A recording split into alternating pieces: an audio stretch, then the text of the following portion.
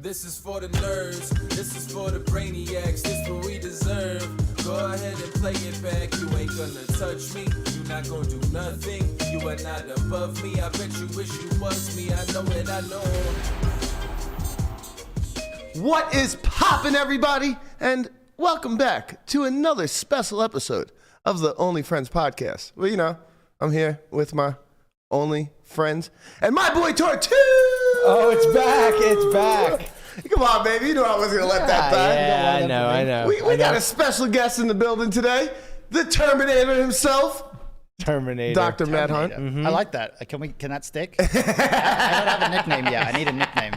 So far, I just have guy who wears sunglasses. I like those sunglasses, you know. As Guy a guy, with- I like yours too. as someone who obviously knows a thing or two about sunglasses. Yeah, you're quite the connoisseur right there. Yeah, I like that. I like exactly. that Yeah, we look fucking good, man. Guys with It's kind of a pain in sunglasses. the ass to wear them indoors. So Yeah. let's take them off, shall we? I was going to say, you should We have have to put let people know how good we look in them. You know. you should have put the lower third, guys with sunglasses. Honestly, that's like our wrestling tag team name. Yeah, now. exactly. Guys yes. with sunglasses. That's right. Do you wear sunglasses most of the time? Because I know, like, in the WSOP, when you're playing on an FT, the lights are so bright that people that I know that don't wear sunglasses regularly wore them because the coverage was, and the lights are shining literally on you. You can't see It varies. Like, it totally depends. There will be times where I'll put them on for some other reason, and it'll be like, wow, this is too dark.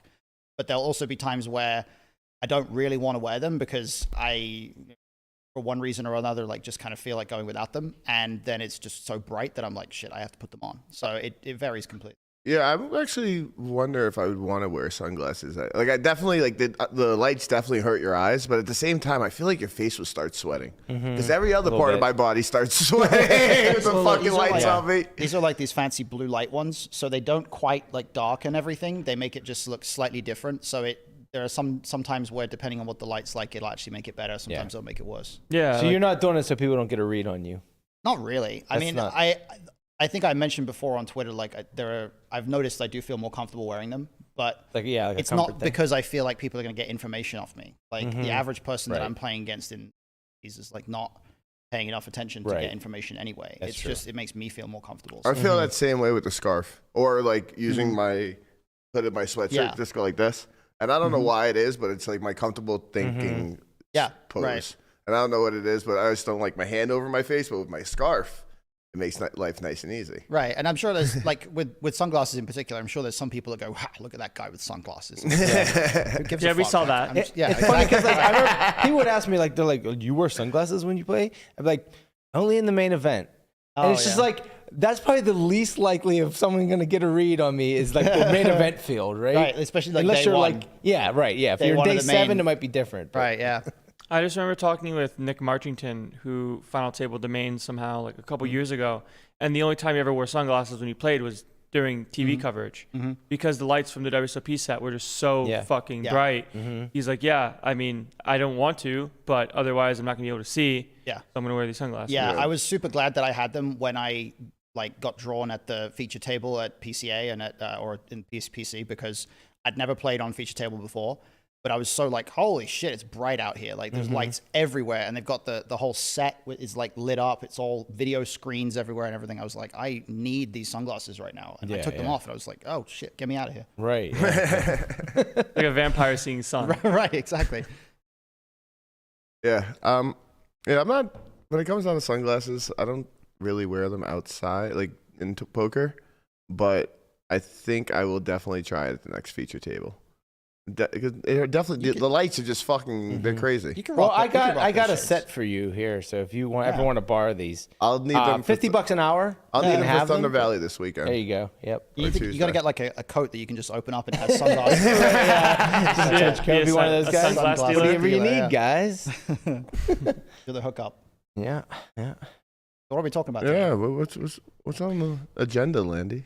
Yeah, sure. Once you're in that seat, man, you gotta keep the show moving. There's weight loss bets going on. There's weight loss bets going on. There's heads-up matches being played by multiple people. But I guess we can start with the weight loss bet that Bill and Sean agreed to. Maybe part of that was from the conversation we had yesterday, and then finishing up that side of things today. Yeah, they Or came yesterday. to terms. Yeah, so they settled on $100K from Sean to Perkins 1 milli that Sean needs to get to 17% body fat based off of a DEXA scan by May 30th, 2024. Okay, so roughly 14 months. Yeah, so he's got 14 months. I think Sean Deeb was in the gym today. Today was He's in day there. 1. Can't miss any days at this point. No days off. No days off. Yeah. I think like we were talking about this a little bit as a group.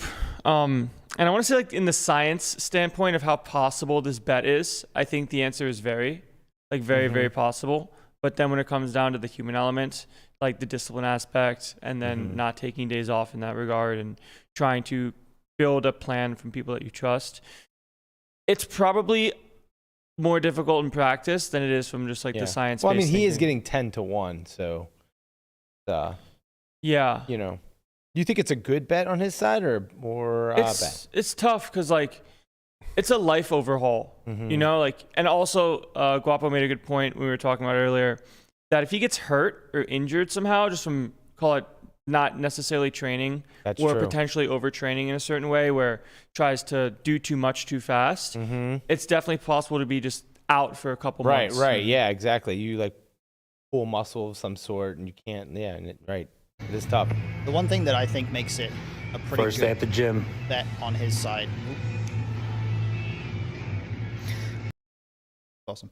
The one thing I think makes it a pretty good bet on his side is I think that once he gets a certain way into it, like if he commits and he gets to a certain point, he's gonna feel like, oh shit, why wasn't I doing this before? Like, because that's what happened to me. Like, I was never an athlete. I never really took good care of myself before, like probably the age of 23-ish or something like that. And then I started, and I was like, oh man, I really wish that I had actually taken care of my body earlier in my life. Right. You know? Yeah. And I think there's a decent chance that he gets to the point where once he does lose a certain amount of weight, he's like, oh, I actually feel really better. I feel way better, and it might motivate him more. So I think it's probably a pretty decent bet from his side. And even if he only loses like a certain amount of weight and then he quits or whatever, like he might still see some pretty big benefit from that. So good for him. Yeah, it might be worth the 100K. Yeah, probably, you know, for the health benefits. Most likely, he's the winner in this no matter what. Right, exactly. Like, he's in there day one. He's starting. He's trying. Like he's gonna be the winner no matter what in my eyes. And like Bill said, like if he does this or he even gets close, like it can inspire a bunch of other people to to take that leap as well. Yeah. Yeah, I will say that I think the general populace kind of has a bad read as to what 17% body fat is, because 17 is low, like very, very low for all things considered. Of course, 10 is like you're shredded, and in some cases not healthy for some people with some body types. But 17% is like very definable, below like, average for an American for sure. Yeah, and like you just have a very, very like good-looking physique at 17%. So I think he's allowed to kind of take kind of whatever he wants. Like I think he's gonna take some HRT, which makes sense. Like what is HRT?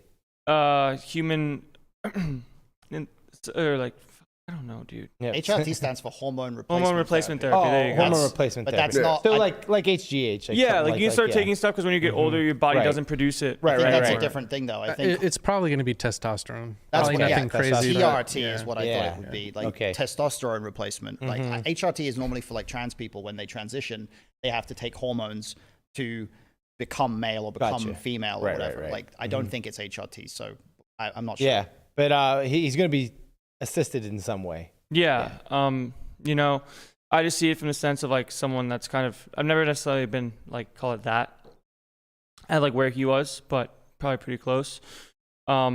It's kind of a life overhaul, and you kind of slowly sort of morph into it. It's not gonna be one of these things where day one, Sean's gonna change his entire lifestyle, and then that's just gonna be sustainable. But if it's over a 14-month span, the idea is trying to make it sustain and do it in a way that's minimizing risk of injury, as well as like maximizing rate of completion. And just healthy.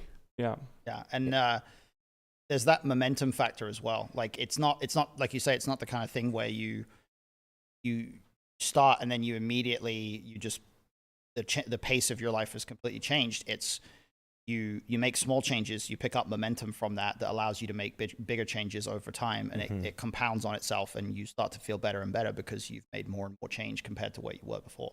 So good for Sean. Yeah, it's nice to kind of get that action, as well as I'm sure he thinks he's stealing, and he probably is from like the scientific standpoint of things. I don't think he thinks he's stealing one bit. Yeah. I don't think agree. he's hell no. Like this is something like you got to think about it. Like when you started to do your weight loss journey, you wanted to do it. He like just like woke up today and was a picture of him eating a chicken finger. Was Yeah, on he the had no internet. intention 2 days ago. Yeah, like ever this doing there was right. no intention to do Well, at least we this. don't think so. I mean, maybe deep down he always wanted to. I mean, he and just immediately- needed the motivating factor. He immediately to push said him, for but- 2,000 to 1 he wouldn't do it. No, I know. So like but that could have been a even though- reactionary. even though statement. it's a joke and all, but like it just shows that like I don't know. I think that was when the goal was 10%, though, right? Yeah, that was when it was 10%. yeah, because I think he knew 10% that is was- just crazy. right, especially in 14 months, right? I'm excited for him. I hope he does Yeah. this. Yeah. Like I said, I'm looking forward to ripped Sean Deeb showing up and crushing tournaments. right. I just want to see what my face looks like on his body. That was pretty funny. That's good. That was really funny. Oh man. So yeah, I guess moving on from that and challenges that have been accepted at the drop of a hat. Matt's now playing Airball Nick in this 2-4-4 anti-structure 100K min buy, and they're gonna start Saturday. Oh, they're So- starting Saturday. Yeah. Wow. So it's starting a lot faster than we thought. Matt kind of ran some variance calcs, and I guess we can kind of get into the strategy as to how heads up no limit changes the depth, how a big blind ante changes things as well. Where, if we remember from the Doug Daniel match, limping wasn't allowed, right? They're playing 25, or they're playing 200, 400, no big blind ante, and they both disallowed limping just because it fucks up the game tree. It's really annoying, and See that's what I didn't funny. really I didn't follow the Doug and Daniel challenge super closely, but I don't really get why they made that like a, because it feels like if you're challenging someone heads up, then you want all strategic options open so Yeah. that you can maximize your edge. Right. And I'm surprised that both of them were like, yeah, no limping, because it just kind of Agree. like from each of their perspectives, it makes life simpler for the other person. And I'm just surprised that they did that. That seems like it would that would advantage the more studied player. Like that would give more of an advantage to Polk, maybe, because if it doesn't mess up the game tree, he knows the game tree better than Negroni. Probably, right? yeah. But I think that it's possible they wanted to avoid any shenanigans where somebody like at one point, didn't Doug start limping at one point when he was on like a big lead or something like that? Maybe they wanted to avoid that. But They kind of like stall. yeah, but like Yeah. I don't think, I think as long as you just have an agreement that you're not going to stall, Mm-hmm. I don't see that much reason why limping strategies would be disallowed. In reality, all it really does is it makes it really difficult to solve deep stack. Well, their bet spots. was number of hands, right? It wasn't Yeah. a time. It was actual number of hands. So like Okay. it shouldn't make that much difference. I wonder if it was something to do with the viewers aspect. It could be. I mean, I'm not sure, but like, It could be, but even so, like, it's going to be, like, there's still going to be limped pots that get big. You know, there's still going to be spots where it goes limp and then, like, a crazy big ISO, because at deep stacks, if you do run limps, like, the ISO size is, like, 7x or something like that. So it's going to go, like, limp, 7 big blinds, 3-bet to 25, like, all kinds of crazy stuff. Sudden, is you gonna got a happen. big pot. Yeah. So, like, there's a lot of interesting stuff that can happen when you have a tree like that includes limping, but then again, they're playing without a big blind ante, so there's not going to be quite as much incentive to like play a super wide range there. So I don't know, but in any case, you know, heads up is super interesting, and I was surprised that both of them sort of agreed to make it a bit less complex like that. Yeah. I think it kind of helped both cases when they were also playing with preflop charts. So if they just have charts for the RFI sizes that they want to use and remove limping, you kind of just remove that portion of the game tree that could get relatively boring in a sense when it comes to limp check and then like check, especially down the wire, where now after a certain amount of hand sample, you can just kind of, instead of RFI, just like limp and try to reduce variance in that regard when it comes to the stretch aspect of it. Yeah. I guess it from an entertainment perspective, if that was the main reason why they did it, then I could sort of understand it. But I don't remember in the Galfon challenge, did they do that? Did they do that with yellow? Like, did they say no limping, or Phil limping and stuff? I can't remember. I don't remember. I don't think I remember seeing that many limit pots for what it's worth. Yeah, I mean, like I say, I can understand it from an entertainment point of view, but I think from a strategic point of view, there's still interesting limped pots. So, I mean, if it was me, I would have said, let's just have them, like, let's just allow both of us to play as complex of a game tree as we want, because that's part of the fun of Heads Up, I think. Yeah. All good. I think most of it was just trying to remove, I guess it's removing edge, right? Because I think Doug does better if they don't agree to pre-flop charts, just because he's played so much Heads Up No Limit as is and knows how the mechanics of the game work. But at the same time, if both players have pre-flop charts, then there's going to be no mistakes from the, call it, initial start of the game tree, where they're both playing optimally, at least potentially, because just because you have the charts doesn't mean you want to use them by any means. So it's definitely an interesting one. But I guess in Matt's case with Nick, they're definitely going to be having limp ranges, I suppose, because with the ante, you can't just start folding. There's too much in the pot. Yeah, I've spoken a little bit with Matt about this, and I don't want to give away anything. Like, he specifically said to me, like, don't say anything that might give away parts of what he's planning to do in this strategy against Nick. But certainly there are a lot of additional considerations in a big blind ante Heads Up environment, because you're just getting such an incredible price in the small blind that you just can't really fold anything anymore. Like, and if you did take a strategy where you said no limping, it might limit you in ways that it wouldn't necessarily limit you if you were not playing with a big blind ante. Like in Heads Up, in tournaments, for example, like obviously I can speak a bit more to this. If there's a big blind ante, if you're playing a live tournament Heads Up and you ever fold the button, like you're probably making a mistake, because you're just getting such an incredible price in position that you shouldn't even really fold anything. So as soon as you're playing Heads Up against someone and they fold the button Heads Up in a live MTT, you're like, all right, this guy's probably a fish. It's because they shouldn't, you know? Yeah. Also, like, just when it comes to, I guess, you know, like living with Matt and seeing him play the trainer at different stack depths and look at different pre-flop ranges, and just kind of have this feeling of, did you know that these hands do this like X% of the time? I'm like, yeah, I mean, I don't really know anything outside of 100 big blinds, like Heads Up cash from what I've studied.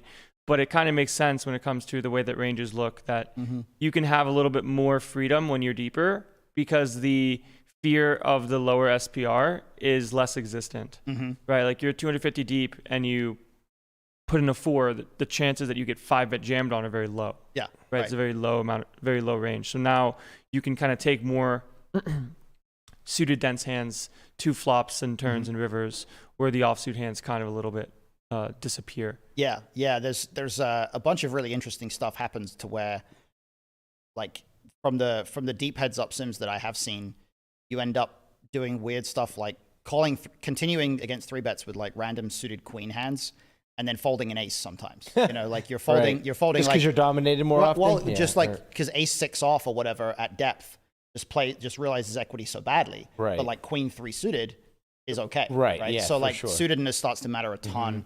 And there's a lot of interesting dynamics there. I find Heads Up really interesting, and certainly as a tournament player, like the times when you do get to play a really interesting Heads Up match, it teaches you a lot. I find. I find like getting Heads Up against a decent player and being forced into spots that you might only be in once every, I don't know, a few months or once a year or whatever, when you go deep in a big tournament, like it certainly teaches you a lot. It's a very educational experience. Yeah, it's interesting because it's like it's one of the, like, I guess the most important parts of a tournament, because all the money, like the biggest pay jump is right there, the title's on the line, but yet you don't get to be in that spot very often at all. So it's like you're studying like for this one specific spot that just doesn't happen that often. Right. And it's funny because if you don't play a lot of volume of tournaments and you are just kind of playing recreationally and you're looking to improve your ROI, one of the best things you can probably do is to just play better in the earlier stages so you cash more often. Right. But as soon as you get to the point where you're playing enough volume that you can expect that multiple times in a year you're going to get Heads Up in a tournament, now getting good at Heads Up play becomes extremely important, because you can exponentially increase your ROI. Well, not exponentially, but like you can massively increase your ROI just by winning 60% of your heads up matches instead of 55%. Yeah, right. it's a huge And the edges, because other players aren't as studied in heads up, the edges relative to stack sizes and things like that are pretty big as well. So it's certainly an area that most tournament players who play decently high volume should study and should try to get good at. And then on top of that, you've also got the difference between live heads up, where it's big blind ante, or even if it's like small blind ante, where they split the ante in half once you get down to like 3-handed or 4-handed.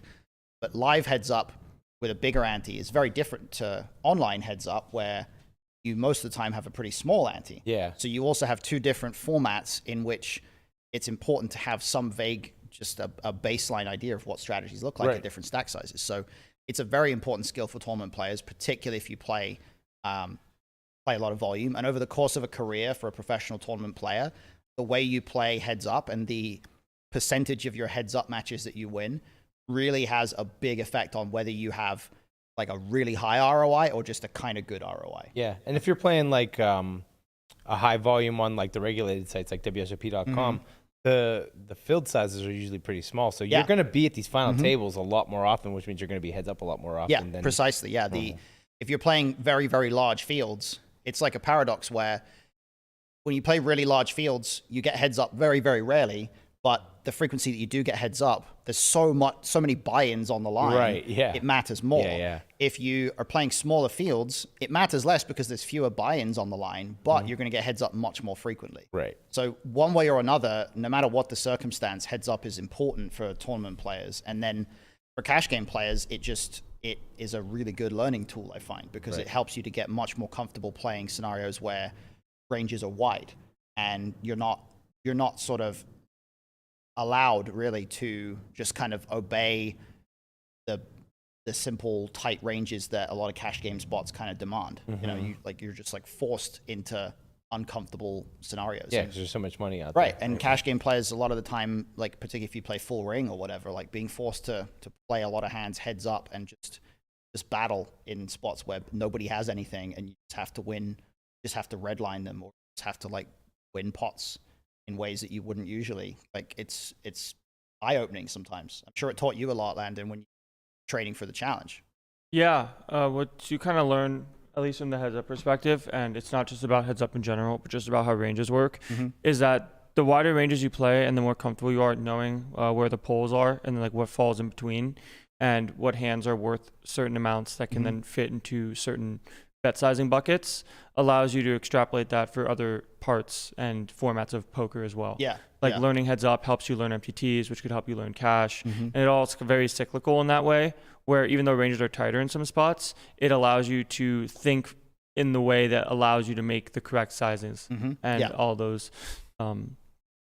those like minutia, like small details.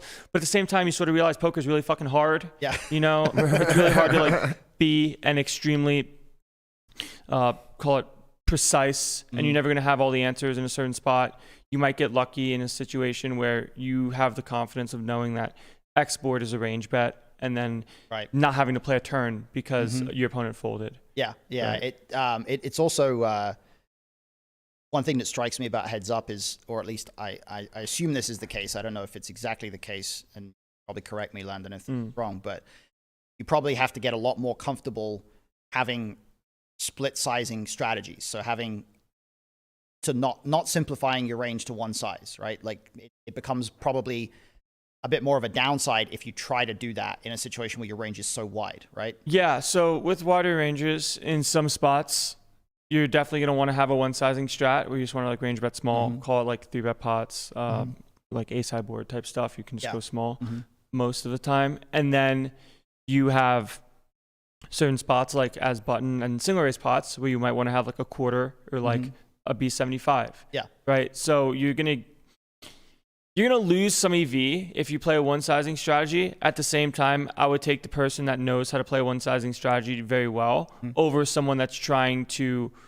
come up with a two sizing mechanic on the fly, where someone learns in a two sizing way, but then if you can't execute in the two sizing strategy, you're actually just making much more mistakes than if you're going to play a one sizing strategy or check. And do you think that in heads up, the sort of penalty for I guess the question I'm curious about is, do you think the penalty is greater in heads up for not being willing to play a two-sizing strategy? I think the penalty exists more if your opposition does not take advantage. And what I mean by that is if your opponent doesn't play many check raises, if your opponent doesn't play leads in some spots, or if your opponent doesn't want to play for all of it, even though it's a mistake theoretically, practically it might just be fine and you might be getting away with more. Yeah. Where if you're playing against somebody that just plays a very low percent of check raises on flops, turns, and rivers, you can kind of just bet and do whatever you want and you're going to be okay, right?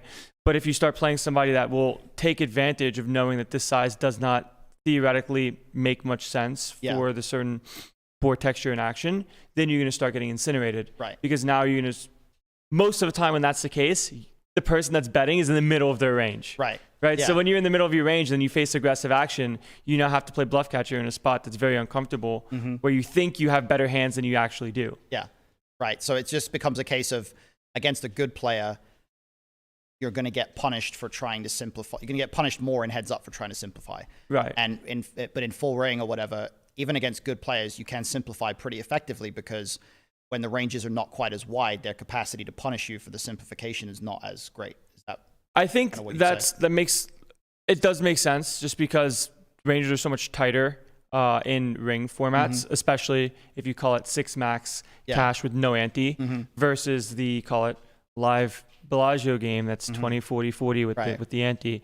So if you're playing in tighter range spots, you're more value dense than not. Right. And some specific textures where now you can just leverage that by going for big bets as a one-sizing strategy. That's just really annoying to play against anyways. Right. Like you'll see a bunch of spots in 6 max cash, call it 6 max no ante, where certain turn sizes are just like a GO2 or check, where you're just betting in a 3-bet pot like 80% pot and turn, 80% pot and river, and that's the only size you choose because there's no reason to split sizes. You're only betting a certain portion of your range for the size that wants to get value or the size that wants to maximize hold equity. Yeah.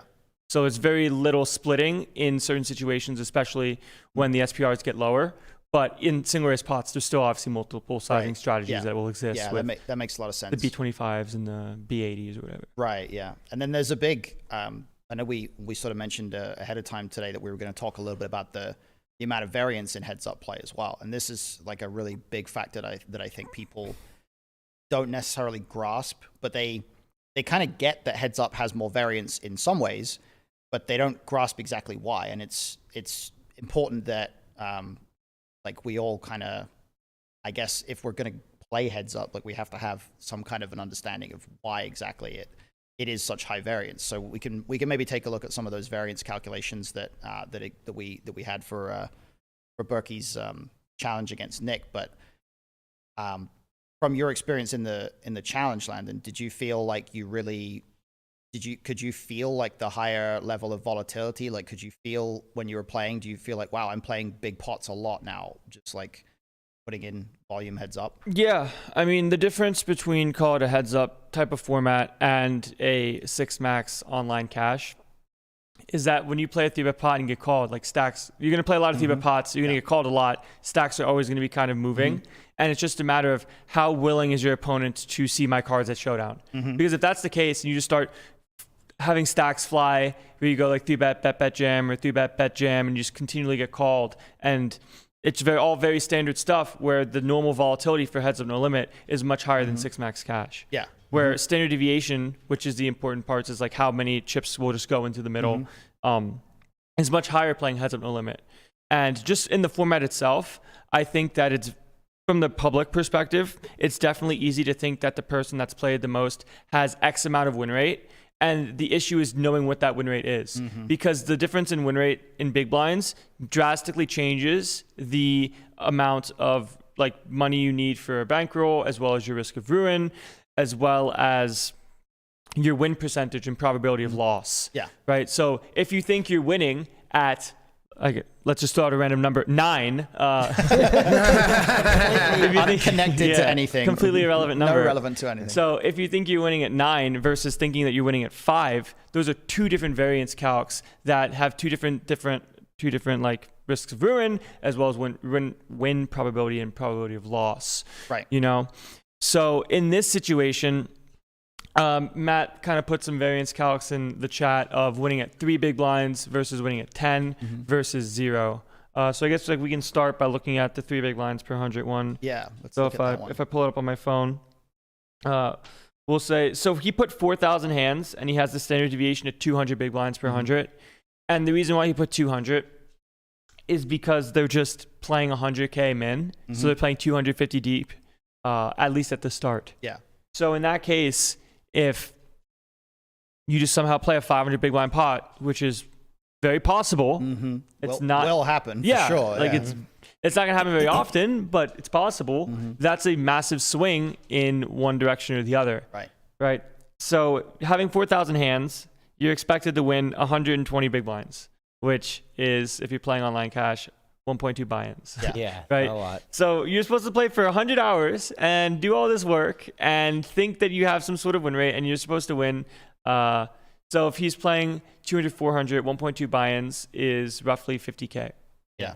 So he's doing all this to win 50K. Right. And that's with the It's 3 not big about blind. the 50K, Landon. It's not about the 50K. So it's about winning over 4,000 hands, and the probability of loss, even with this win rate, is 46%. Right. This is 3 big blinds. This is 3 big blinds per 100 Okay. win rate. Yeah. Yeah.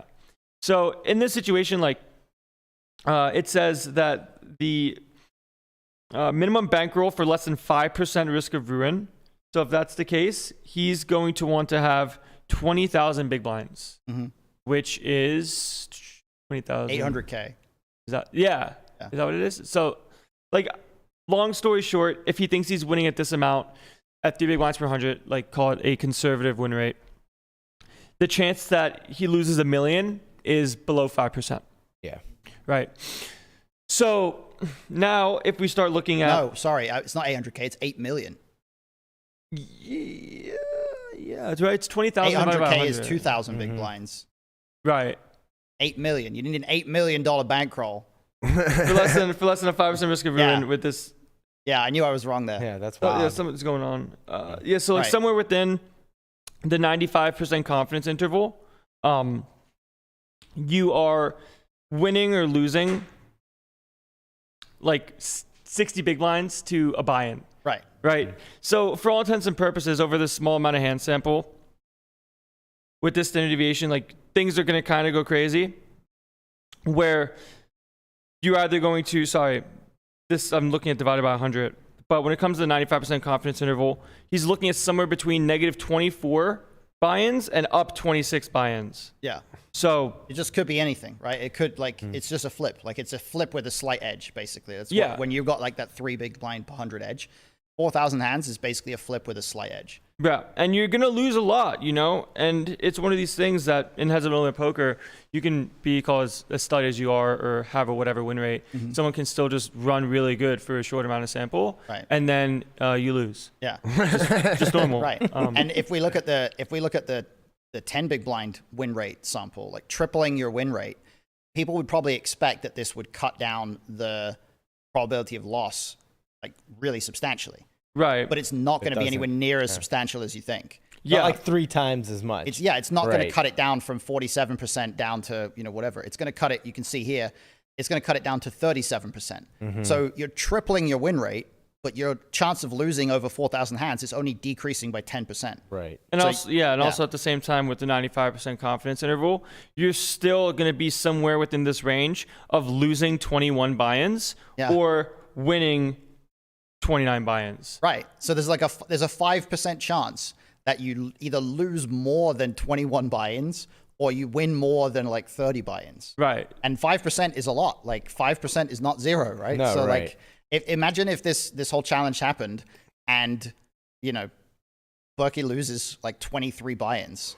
Like we're not going to be able to convince the poker public that was a less than 5% shot to happen. Everyone's just going to slaughter him and say he's a huge fish, right? So like him putting himself in that position is a brave thing to do because if he runs bad over this sample, like people are going to slaughter him and think he's a huge fish, but he could still have a big edge. He could still have a 10 big blind per 100 edge and just run really bad. They just have to play each other every day for the next 10 years. That's all. Yeah. We need to play 400,000 hands. That's right. Not 4,000 hands. That's the key. So basically, the way like heads up works is that when you play heads up, you get to showdown a lot more often, and then that's what creates the variance, because when you get to showdown, you have to show up with the best hand. Yeah, and it's also just a product of the fact that the average amount of chips that you put in the pot is so much higher. And that's not to say that you're playing big pots all the time. It's that when you're playing full ring or six max, let's say you're playing six max, and you're folding, I don't know, what would like a good six max VPIP be? I want to say it's like 28. something like that. Right. Yeah, If you're under the gun, you're folding like 80% of the hand, right. or 85%. So let's say your VPIP in six max is like 28%. That means you're folding 72% of hands. Right. And when there's no antes out there, that means 72% of hands, the amount of chips you put in the pot is 0. Right. Voluntarily. Now, when you're in the blinds, obviously it's slightly different. But like, if you extrapolate that out when you're playing full ring, if you're playing full ring, your VPIP is going to be even lower, which means that you're now going to be putting 0 chips in the pot the majority of hands. Right. And even then, when you do put chips in the pot, you're not putting that many chips in the pot. With heads up, it just completely explodes because you're never putting 0 chips in the pot. Right, yeah. Because you have to put at least the small And you're blind almost in there. always continuing. You're almost always, yeah. especially with big blind ante, Right. you're almost always putting more chips in the pot after you play the small blind. And then, in order to make it profitable to put those chips in the pot, you also have to put all kinds of chips in the pot on flops, turns, rivers, play big pots, make big calls, etc. Right. So the standard deviation for heads up just is so much higher. And even the thing about it is, we've done these calculations with standard deviation of 200. We have no idea. We have no way of knowing if that's actually accurate. Like we can use online databases or whatever to figure out the standard deviation for playing 100 big blinds heads up or whatever, but nobody, I mean, I don't want to say nobody, but very few people in the world are going to have like a big sample of 500 big blinds deep heads up hands that they can look at to understand how big the standard deviation actually is as a baseline. And then on top of that, you can't estimate accurately playing against a specific player, particularly a player like Nick, who does a lot of like big betting and, you know, isn't afraid to play big pots. Right. Like, you can't estimate exactly how big the standard deviation of playing against that player is, just because of you don't know exactly what their playing style is, right? And the thing that people kind of miss about that is you don't get to just voluntarily play a lower standard deviation style without compromising your win rate. Like, you can't keep the same win rate and just play a lower standard deviation voluntarily, because inherently you'd be sacrificing something. Like, if it was the same EV to play, or if it was the same or higher EV to play a lower variance game against a certain player, then why would you ever play the higher variance? Right, right? exactly. Like, we wouldn't even be considering the high variance strategy. The reason why the higher variance strategy is actually part of the consideration, the reason why playing a very volatile game heads up or whatever, the reason why playing standard deviations that are like 200, 300, whatever, is even viable is because it's higher EV in the first place. So if Matt were to go into this challenge trying to like small ball his way through it in some way, it would end up compromising that win rate, because you can't achieve that win rate unless you're willing to play the big pots. And people do this all the time in tournaments. Landon, I'm sure you've seen this. People like trying to find a way to play tournaments in this like quote unquote low variance way, right? Like, they're trying to like figure out ways to invest in hands pre-flop, like play hands, call raises, things like that, while also telling themselves, I'm just going to try to make a good hand and I'm not going to bluff it off post-flop.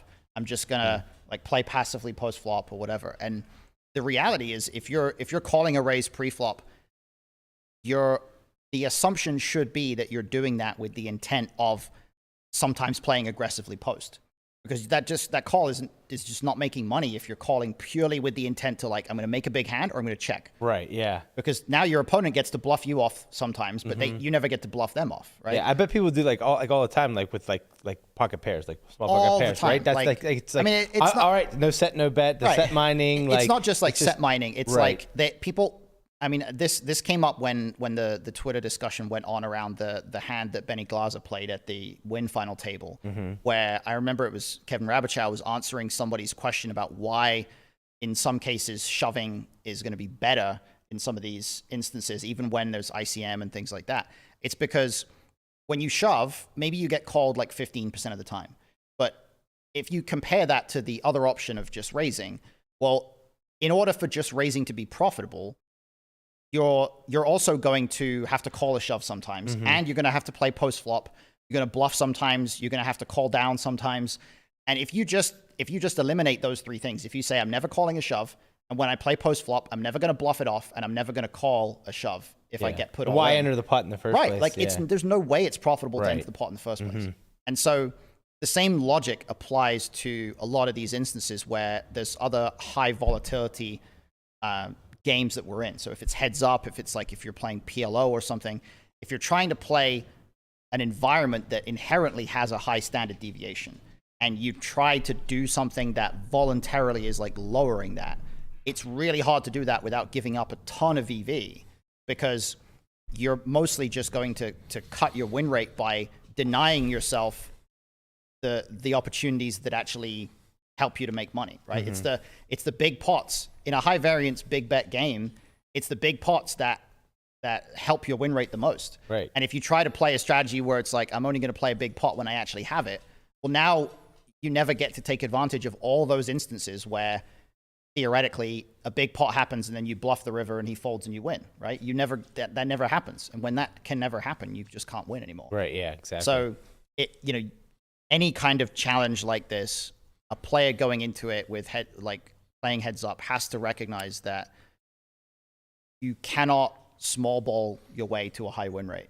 And that's true in so many forms of poker. Probably the only times when you can small ball your way to a high win rate is playing in some environment where everyone else is just a nit. Right, exactly. Like you can kind of do that like at 1-2 or whatever, because you can just like min raise your way to seeing flops 6 ways a whole bunch of the time, and then when you have it, you just bet big and they don't fold, right? Like, but there's not really any other environment where you can just, like small ball your way to success, and it's interesting to see how common of a tendency it is for people to try to rationalize ways to do that. It's like, I'm gonna play this incredibly high variance gambling game that is poker, but I'm going to try to do it in a way where I'm not going to take too much risk. It's like, doesn't match up. Gotta lean into the variance. So, something doesn't work. Do we know if it's 100K max, min max? It's 100K min, no max. No max? No Okay. max, yeah. All right. So you're saying don't play like a tortoise? Is that what you're trying to say? Slow and steady does not win the I hate race? to break it to you. God, this whole time. I know, right? Do they? We might have to turn you into, what's the Turn opposite into of a hair? tortoise? The The hair. hair. Yeah, the hair. Is it 100K min on the table at all times? I don't know. No, No. Okay. no. So you don't necessarily have to top up based off the rules and whatever. Gotcha. 100K min buy-in, I guess. Yeah. So like It's you start with not 100. mandatory top up. Yeah, I was just curious.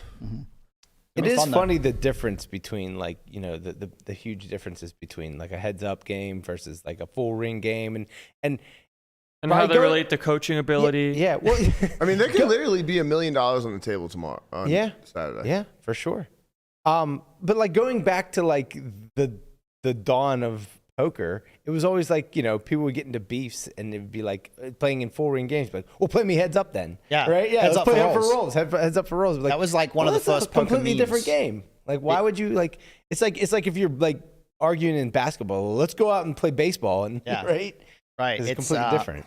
It makes me reminisce for the days when high stakes heads up used to be like, it wasn't this special thing where someone had to challenge somebody. It was like every day, the top 6 players in the world would just be battling on full tilt poker for 10 hours constantly across like 6 tables. And I mean, they it was, did the same. It was just how they made a living. It was just like, that was how poker worked for like 3 years at Same least. thing with like the live players in like Bobby's room, right? They Yeah, would just right. like play these high stake limit games and they were the best in the world. And For sure. they just play each other. all But the yeah, time. the days of full tilt poker heads up action, that was wild, man. Yeah. There was some wild stuff that would happen. And that was back in the day when solvers didn't exist and no one had a clue what was correct. Right. So Feeling your way through it. Yeah, everybody's out there just completely winging it, completely flying by the seat of their pants, not having any clue about what actual good strategy looks like. Right. And playing 7-figure pots just, for seemingly like On the reg. just every day. Yeah. It was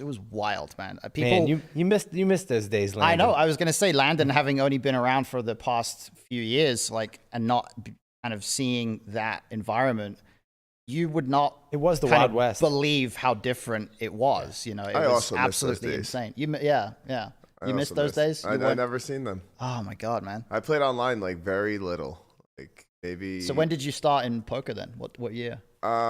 Probably like as Black Friday came upon. Oh, because like 11, 12 kind of era. Yeah. Yeah. Like, See, I was only a couple years before that, but I was enough to have seen the days of pre-Black Friday online poker in this country. yeah, I might have started like a year before it, but like I was just playing like 1-2 live and like having games at my house and stuff Yeah. like that. Mhm. So Man, I have no like recollection or understanding of what games used to be like Yeah. way back when. they Like, used to just be been fun. born in the solver era, Mhm. and It's wild. like hearing all of the complaints about how much tougher online cash is now Mhm. at call it 500 and L plus. Yeah. Where if like poker does get legalized at some point, maybe there's like some sort of Mhm. regression to that pathway, yeah. mean Mhm. of more people in the US playing Mm-hmm. legalized online poker, and then you can kind of have that renaissance of old school. Yeah, but it'll Less never be strategy. the way it was. Like it couldn't ever, because there's too many people around. There's too much access to good information now. Yeah, you there's know too much. Yeah, there's too many players around there who just understand that certain things are fundamentally a bad idea. But back in the day, like imagine if you came into poker now, but imagine someone told you you are never allowed to even look at a solver. Like, how would you go about it? Like, you wouldn't have a clue. And we didn't have a clue. Like, no, all we did was just find somebody who's good, who wins a lot, and listen to what they think is right at a certain spot. And this is how there became certain players that, once solvers did sort of arrive and become commonplace, these players just stopped winning. Because what happened was they were winning playing a style that was completely theoretically incorrect. Right. But it was functional in an exploitative way. For sure. And as soon as some kind of theoretical application came along for a strategy that was much more well-rounded, yeah. it just, those players got smashed. Right. You could just destroy it because they're just faces wide open out there. Precisely. It's Yeah. why like Mike Mattisau doesn't win at No Limit, right? Because he still plays the way that was probably successful for him in like 2007 or something, Right. or whenever it was that he used to win at No Limit.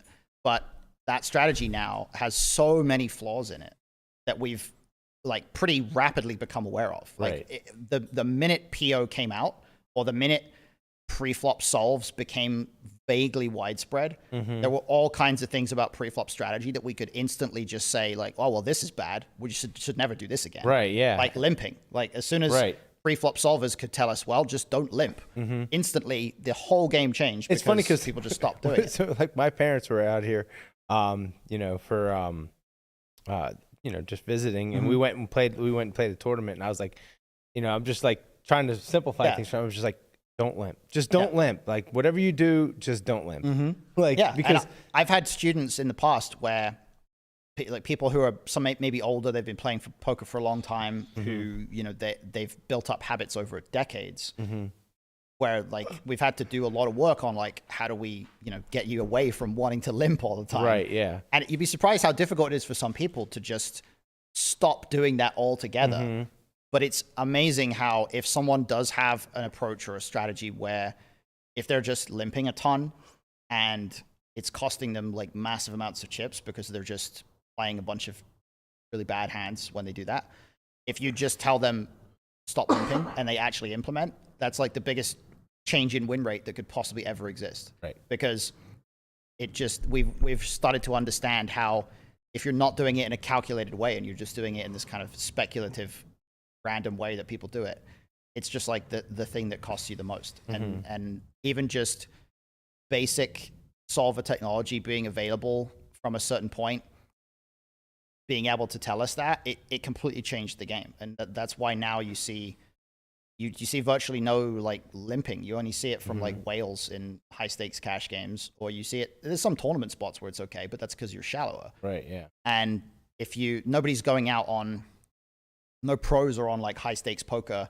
trying to implement some kind of limp strategy and stuff like that, or you're not seeing the Limping is still pimping though. It is. That's true. It can be pimping. Yeah. You can make it so if you know how, but you're just not seeing it because there was that solvers came along and we just were like, okay, I'm not going to do this anymore. Right. Yeah. And I don't imagine we'll have too many more times where that will happen.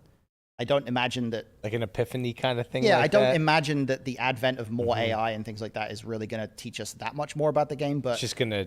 it's going to refine things, Yeah. and there might be some stuff where it's like, oh, this is bad now. We know now that this is not part of good strategy. You're gonna be like, wait, Ace 5 is just awful. Never play Ace 5 suited. This Right. is- But like, you know what's funny is like it's funny you mentioned the Ace 5 suited because like I imagine, Landon, that since you started in poker, there's never been a time where you didn't really acknowledge that Ace 5 suited is like it's the hand that like the solver likes to jam in a lot of spots, right? As soon as you see solvers, you kind of become aware of that.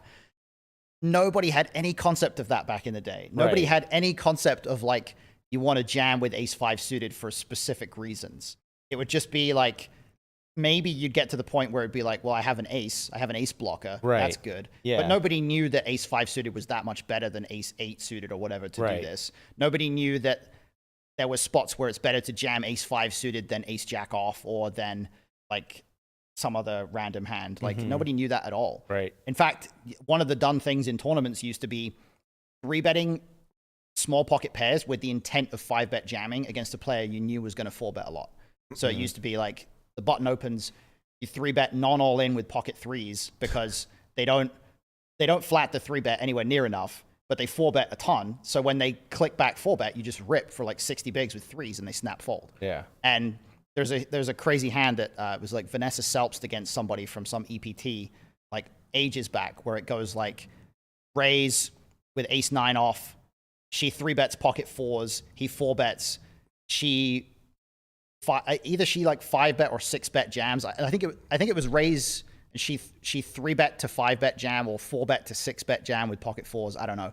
But she jams pocket fours and he calls off Ace 9 off because he prices himself in and he just wins the flip and she busts off of like an 80 Like a big blind huge stack with yeah. pocket fours. Yeah. Because back in the day, just like intending to be all in with these small pocket pairs was like just a thing. And now nobody does that. Nobody's Right. like, oh, I'm going to 4-bet pocket fours so I can Don't say 6-bet nobody. jam. Like, yeah, it just doesn't happen.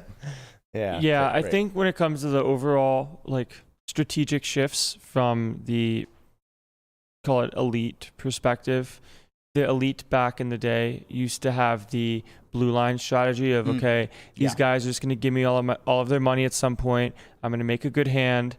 The Phil Helmy strategy. Yeah. It's In the a Helmy. way, like he's just like, okay, I don't care because you're just eventually I'm just going to get it all. Yeah. You're just going to give it to me. You're supposed to give it to me here, right? Yeah. Right. And now when you see at the elite levels that people are trying to find ways found to that. win pots versus lose them, where you're trying to replicate a solve's aggression frequency and try to redline. Where now it's like, okay, now that I'm in this hand, how am I going to win this pot most of the time? Or what bet size allows me to function well with this hand? Right. Where now it's coming from that regard where all of like they call it sicko type people are like the biggest redliners and the blue line strat of I'm going to wait for it is slowly being shown not to be the most winning strategy that there is. Yeah. Yeah. It just becomes harder and harder to capture the EV that you need to simply from trying to have the best hand because everybody gets to have the best hand with the same approximate frequency, but not everybody gets to win the same portion of pots where they don't have the best. It's like the relationship with bluff catching has changed, where back in the day, if you folded, it's because you respected somebody. Yeah. And now if you fold, it's because you disrespect them. Right. Yeah. Right, Yeah. yeah. It's like, oh, they don't have enough bluffs, so I have to fold. Yeah, Right. It's like like this there guy's are- really, really good. There are So, some disrespectful yeah, folds going he has some around. bluffs here, so I guess I'll call. Yeah, Right. where back in the day, it's like the video, like I call you weak now. I call you weak from That's now right, on. yeah. You know that, right? You know that, right, son? Yes, sir. I love that. I love that video. Just like the fact that somebody captured that video of the two guys just like shit talking each other in the middle of that hand. Like I don't know how they knew to capture that, but it was really. I think it was like a Poker Bros ad for like a. Oh, a that team makes bro. sense. Yeah, it's like a Yeah. sketch. Oh, it was a sketch, so it I wasn't. think It wasn't like a was real sketch. thing. Okay. I think it was a sketch. But Yeah. either way, I'm it's gonna so believe good. that it was real in my mind. Yeah, I mean, it would have got me. It convinced me it Yeah. was real. But either way, even if it's not real, you can imagine stuff like that happening. Like Oh, you for can sure. you can imagine a 100%. dynamic where Mm-hmm. two guys are like shit talking each other like that, and it's fun to think about. It doesn't happen as much anymore. That's like what poker was like when I first started playing. That's how it was. I want to see somebody successfully combine the sort of solver-based approach with the shit-talking approach. Right. And be like out there making like GTO river bluffs, but also talking through the hand while you're doing it. And like the problem is it's incredibly difficult to actually function on a really, really high level while also talking to somebody. Right, And, yeah. Like Linus or whatever, he's not going to be out there being able to make his like superhuman bot decisions while also being really gregarious and, you know, talking at the same time and having a conversation about something totally different. It's probably one of the things that makes Negreanu so good, right? Yeah. Because he does it. He's the very only good one at who has that. both skill sets. Right. Really. Yeah, for sure. And He's just- especially against players who are less studied. He like there's God knows how much footage on YouTube of him just like soul reading random amateur players. Yeah, for sure. Probably more so than anybody else, you know. Yeah, it's funny looking back at some of the call it old school soul ready type clips where when you operate under the assumption that people don't have enough bluffs but can always have the value, you now just start trying to think that they have the most logical value hand that exists. Right. Yeah. So the soul reads are actually just very practical. Oh, yeah, And yeah. in the moment, it's like, how does he do this? It's like, well, he's thinking about the game correctly Right. through experience. Yeah. And it just comes down to having enough experience that you're conditioned to recognize how rare it is that people actually find enough bluffs. And then you have enough mathematical understanding to recognize that you shouldn't bluff catch if they don't bluff. And that's it. You know? Right. There's no hand that he's playing where he correctly calls somebody's obscure bluff combo that theoretically would exist nowadays but didn't exist then. Where This hand, This hand, I don't know if you've seen this, Landon, but this is literally one of the most fun, entertaining poker hands of all time. You seen this hand? it's been a while. Okay. We've talked about it on the podcast Oh, a I'm couple sure- yeah, times maybe because you have. Berkey's This brought is it up. I don't think I've ever seen this hand. Oh, really? This is great. This is one of the absolute greatest poker hands of all time. It's the classic image that people have in their minds of what poker is. It's a guy bets, another guy raises. He thinks he doesn't have it, so he re-raises. Then the other guy thinks he definitely doesn't have it, so he re-raises again. And then the last guy goes all in, and then the guy folds. Like if you were to put a poker hand in a movie, it'd be this hand, Right, yeah. Because it's exactly what everybody who doesn't play poker thinks of poker, and it's great because it's such a spot where it's like it would be completely absurd for Ivy to actually play a jack this way, where he just like bet 3-bet 5-bet jams it or whatever, Right. But he's doing everything in complete recognition of just that he's like, nah, this guy's full of shit. This guy never has a jack. Fuck you, I'm all in. And What was this? Sorry. I think it's a World Series of Poker. No, is No, it? it's not World. No, it It's wasn't in World Series of some Poker. It was, incredibly obscure tournament That's right, it from was some Europe random, somewhere. yeah. Okay. And nobody knows who this Paul Jackson guy is, I don't think. But it's like, it's the one hand that Ivy played where it just got replayed for so long afterwards. It's from, I don't know, 2007 Yeah, it was like or the something. Ivy's the GOAT hand, Yeah, right? Like it's the quintessential Phil Ivey. I know you don't have anything. I'm all in, and you're gonna fold. You know what? kind And of a the play. thing is that Jackson, he doesn't get enough credit either because nobody talks about him because he knew that Ivy Right. really He's has like, nothing I know either. you don't He have just it. didn't Yeah. get the last bet in. Yeah, right? all he should have done is just Yeah. jammed. But then, when you jam 6-5 Right. off, you really have to be confident that Phil Ivey doesn't have it. Right, like he came back a couple times with with the 6 high. So Yeah, like, I you know, can't, right? This is just it's just such an epic hand. yeah, for sure. They're like I miss the days when shit like this would happen on poker TV. You know, I really do. I miss the days when we could just see a hand happen where it was like two guys just going to war with absolutely nothing for no reason other than like, It's like I don't know care you- what I know I you have. don't have anything. You don't have it, Yeah. so I'm just gonna keep raising until you fold. yeah, this is the shit that got me into poker, man. Yeah, this right. type of stuff. There's no more of this type of stuff. I know, right? It's all It's all gone. too many bots. Len is these like, days. what the fuck is going on here? I Yeah. don't understand. Landon's like, oh no, nobody has Like, nobody you're has not 4 allowed bet. to do that. We don't have 4-bet clickbacks on Jack X. Len is in Paul Jackson's He literally- DMs. Like, hey what is man, happening? you can't do that, man. Some people can't be saved. Maybe not. They can't be convinced. Oh man. That's crazy. Well, that was a fun talk. Yeah. It was. A fun sure. strat talk for. What do you think? So I just wanted to ask, like, what do you think? Like, I guess it's such a small sample size of hands that they're playing, but How do you see this match going? Do you see wild swings? Do you see someone taking a big lead, then someone coming back? Or do you think it's going to be kind of just a steady one way? Or? I mean, there's definitely going to be some swings because in order for and that's what the audience wants. Yeah, of course. And I obviously I'm not going to pretend that I don't think Berkey has a big edge in this match, but in order to actualize that edge, in order to manifest that edge, to actually play with a big edge, you just have to be willing to play big pots. And a lot of the most important... Well, he is Big Bet Berkey. Of course, yeah. And a lot of the most important spots in this match are going to be spots where the pot gets really big. So understanding, one player understanding the other player's, bluffing frequencies, ranges, calling frequencies, all that sort of stuff in these really big pot situations, it's going to massively dictate the direction of the match, because nothing that happens in like a small single raised pot is really going to exert that much influence over win rates when you're this deep. So there's got to be some big swings. I honestly couldn't say for sure exactly what sort of pattern it might take, but I would certainly expect that the early sessions will set the tone to some degree. And I would expect, just knowing Berkey, I would expect him to be less vulnerable to reacting to what happens in the early sessions than Nick would be. So if Nick gets off to a big lead early on, it might not affect very much, because Berkey's just going to keep playing his approach.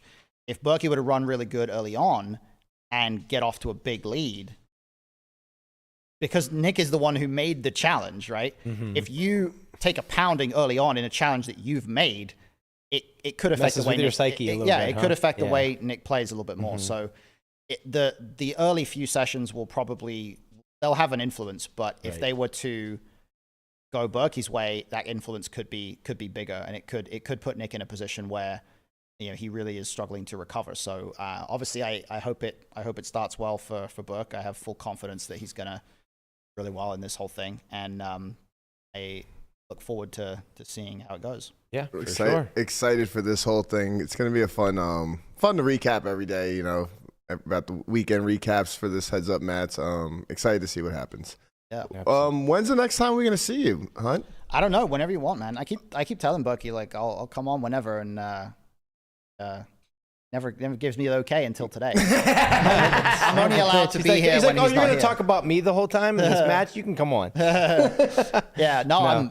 I think we get Matt on a lot more often. Yeah. I think your knowledge on the game tree itself is incredible, and for you to give that knowledge, a little piece of it to everybody out there watching, is beneficial to them. Where can they get more of that knowledge? Well, okay, I see what you're saying here. We do have 2 academies coming up, and Matt will be involved in both of them. I will. The first one is going to be our last Poker Out Loud of the year, Poker Out Loud Academy, and that will be April 15th to the 18th, and it'll be Poker Out Loud style gameplay, where day 1 and day 3 will be strategy. It'll be building the strategy from the ground up, and then days 2 and 4 will be the gameplay, and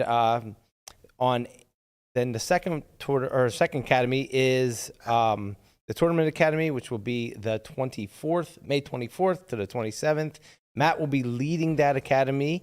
Can you just give a quick little difference in the 2 academies, and what will be covered in one, what will be covered in the other? The Poker Out Loud Academy is very much cash game orientated. It's really just about building up the thought process for players who are looking to, I guess, become more well-rounded in that sense, and just build up strategy from the ground up.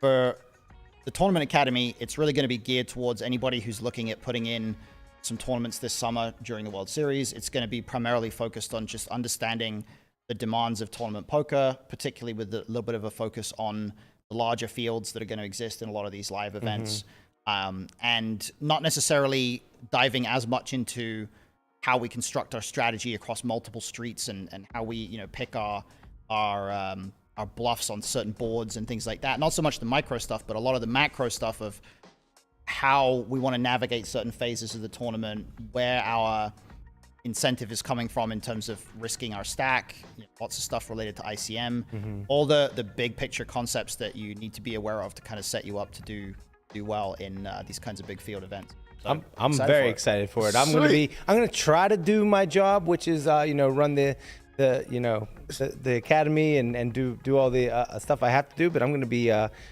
peeking in on the on the lectures. Yeah. Speaking about your job, how many seats are left in each academy? I think we're about halfway filled on both. Okay. So yeah. So I think there's maybe around 9 seats left for the tournament academy, and I think 4 left for the Poker Out Loud. So they're filling up. Come get them. Go to academy.solvefory.io.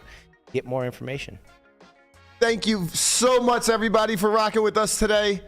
As always, we will be back tomorrow here at the Only Friends podcast. 11 a.m. We're doing 11 a.m. Gotta tomorrow. do it early because tomorrow is opening day. Let's go Bucks. Nobody cares about that. I have to get. I was gonna say the only reason I didn't do this podcast was before is because I thought all you guys talked about was baseball. I thought all you we're gonna be talking baseball tomorrow, baby. Pittsburgh sports for 2 hours a day. I thought that was all you talked tomorrow. about. We won't bring you on those days. All right. Well, you can. I'll just be very confused. All right. We're out of here. Thanks again for rocking with us. Have a great day. Peace. Peace.